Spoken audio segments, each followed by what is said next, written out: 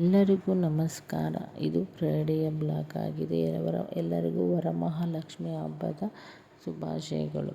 ನಮ್ಮ ಮನೆಯಲ್ಲಿ ಚಿಕ್ಕದಾಗಿ ಸಿಂಪಲ್ ಆಗಿ ವರಮಹಾಲಕ್ಷ್ಮಿ ಹಬ್ಬವನ್ನು ಆಚರಣೆ ಮಾಡಿದ್ವಿ. ಅದನ್ನ ಯಾವ ಥರ ಮಾಡಿದ್ವಪ್ಪ ಅಂದರೆ, ಈ ಸೀರೆ ತಾಯಿಗೆ ಸೀರೆ ಉಡಿಸಿ ಒಡವೆಗಳನ್ನೆಲ್ಲ ಹಾಕಿ ಹೂವನ್ನು ಇಟ್ಟು ಅವಳಿಗೆ ತಾಯಿಗೆ ಪೂಜೆ ಸಲ್ಲಿಸಿದ ನಂತರ ತಾಯಿಗೆ ನೈವೇದ್ಯಕ್ಕೆ ಎಡೆಯನ್ನು ಕೂಡ ಇಟ್ಟು ಮತ್ತು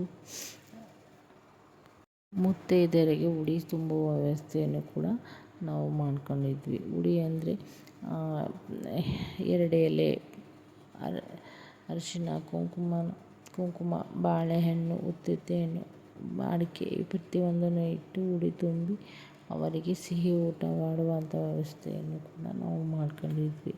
ಈ ಶ್ರಾವಣ ಬಂತು ಶುಕ್ರವಾರ ಅಂದರೆ ಎಲ್ಲ ಹೆಣ್ಣು ಮಕ್ಕಳಿಗೂ ಎಲ್ಲಿಲ್ಲದ ಸಂಭ್ರಮವಾಗಿರುತ್ತದೆ. ಅವರು ಉಡಿ ತುಂಬಿಸಿಕೊಳ್ಳೋದಾಗಿರ್ಬೋದು, ಮತ್ತು ಬೇರೆ ಹೆಣ್ಮಕ್ಳನ್ನ ಕರೆದು ಪೂಜೆ ಮಾಡುವಾಗ ಅವರಿಗೆ ಉಡಿ ತುಂಬುವುದಾಗಿರ್ಬೋದು, ಇವೆಲ್ಲ ಕೂಡ ಹೆಣ್ಮಕ್ಳಿಗೆ ಸಂಭ್ರಮದ ವಿಚಾರ ಆಗಿರುತ್ತದೆ.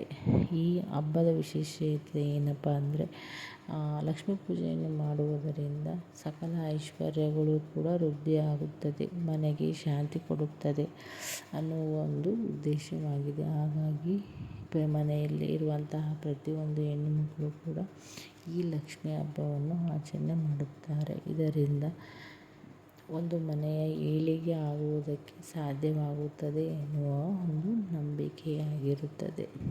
ತಾಯಿಗೋಸ್ಕರ ನಾವು ನಮ್ಮ ಮನೆಯಲ್ಲಿ ಪ್ರತಿಯೊಂದನ್ನು ಕೂಡ ಇಟ್ಟು ಪೂಜೆಯನ್ನು ಸಲ್ಲಿಸಿದೆವು. ಮೊದಲನೇದಾಗಿ ತಾಯಿಯ ನೈವೇದ್ಯಕ್ಕಾಗಿ ನಾವು ಪಲ್ಯ, ಹೋಳಿಗೆ,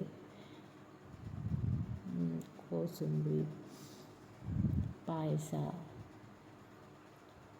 ಪ್ರತಿಯೊಂದನ್ನು ಕೂಡ ತಾಯಿಯ ನೈವೇದ್ಯಕ್ಕಾಗಿ ರಾತ್ರಿಯಿಂದಲೇ ಪ್ರಿಪೇರ್ ಮಾಡಿದ್ವಿ.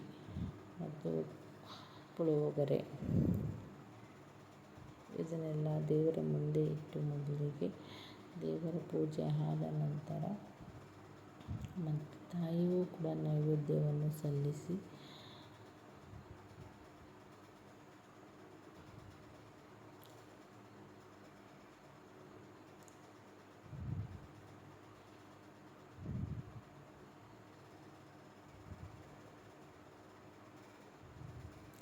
ಅಲ್ಲಿಗೆ ನಮ್ಮ ಲಕ್ಷ್ಮೀ ಪೂಜೆ ಪೂರ್ಣವಾಗಿತ್ತು.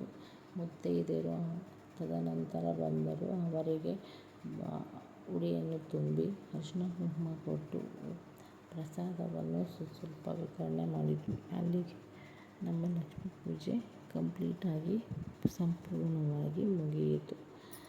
ಇದು ಇವತ್ತಿನ ಬ್ಲಾಗ್ ಆಗಿದೆ. ಈ ವಿಡಿಯೋ ಇಷ್ಟ ಆಗಿದ್ದರೆ ಲೈಕ್ ಮಾಡಿ, ಶೇರ್ ಮಾಡಿ, ಸಬ್ಸ್ಕ್ರೈಬ್ ಆಗಿ ನನ್ನ ಚಾನಲ್ಗೆ.